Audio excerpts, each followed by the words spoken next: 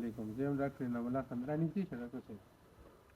د دې غوا هیستوري دا ده چې دې کې ریپیټ بریډینګ کېږي په مخه مخه. مطلب دا دی چې موږ ورته ډاکټر راولو، ستن ورته کېږي، په غوا کې څه زخم هم نشته، انفیکشن هم نشته، انټرا یوټراین انفیکشن چې ورته وایي د بچي دانې زخم، بیا هم راواپس کېږي.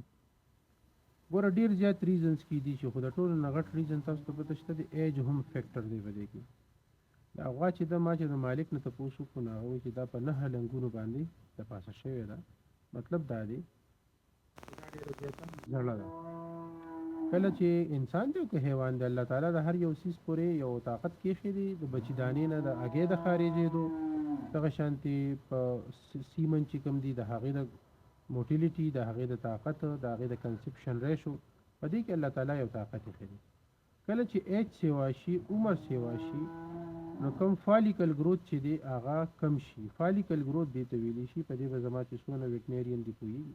د هګۍ د خارجېدو دپاره یو الله تعالی یو نظام جوړ کړی دی، هغه کم شي یا بالکل پنیش شي.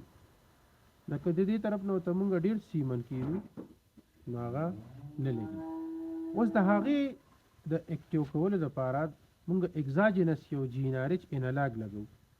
جینارچ انالاګ دې ته وایي چې په د بچي دانې د اخراج دپاره الله تعالی بیا په دې ځای کې یو ګلینډ کېښی دی چې د هغې نه هارمون خارجېږي. او هغه هارمون بچي دانه کې چې دا کوم هګۍ ده دا خارجه کې په ټیم باندې هغې ته وایي جینارچ انالاګ. په کمپني مختلف نومونو باندې راځي.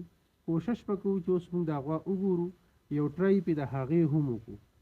صحیح ده انشاءالله. نو دا نمونه فیکټرز دي چې په دې کې د بچي دانې د لګېدو یا د نه لګېدو د غوا د کنسپشن سره ډېر غټ تعلق ساتي.